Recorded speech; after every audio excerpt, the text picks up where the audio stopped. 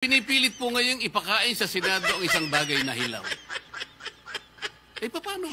Sinabi po ba ng Supreme Court na wag na kayong mag-impeach? Hindi po. Binigyan po tayo ng guidelines. Alam po ba ninyo kung bakit binigyan na ng guidelines ng Supreme Court kung paano mag-impeach? Kasi po, Mr. President, if you recall, the Supreme Court issued a notice on July 8, 2025, requiring at least 11 information from the House of Representatives and the Senate. The Senate made a manifestation na wala po kaming maibibigay sapagkat lahat po niyan ay makukuha ninyo sa House of Representatives. Alam po ba ninyo na 4 sa hinihingi ng Supreme Court ay nandun po sa puso ng due process? Ano po yung hinihingi? Sinabi lamang po ng Supreme Court, pwede bang ibigay nyo sa amin kung lahat ng miyembro ng House of Representatives ay binigyan ninyo ng kopya at kailan? Pwede bang ibigay nyo sa amin ang timing kung kailan nyo ibinigay at binigyan, kung paano nyo sila binigyan ng pagkakataong mabasa yung impeachment complaint? Pwede nyo bang ibigay sa amin kung every article of impeachment ay nakalagay doon ang mga dokumento na nagpapatibay ng artikulo? Pwede nyo bang ibigay sa amin kung nagkaroon sila ng pagkakataon talaga na mabasa yung impeachment complaint?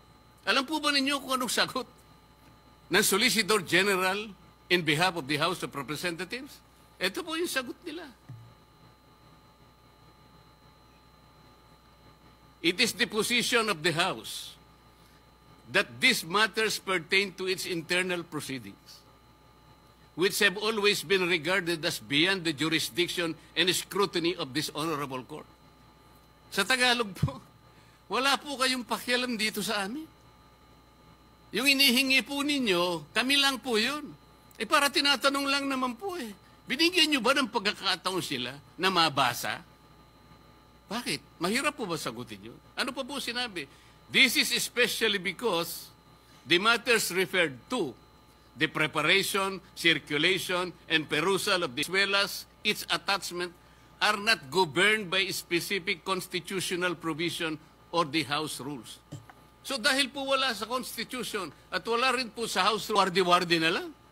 So ibig sabihin talaga, kaya po pala ang dami kong kasama doon, wala talaga silang kopya. Ako nga po hindi nabigyan eh.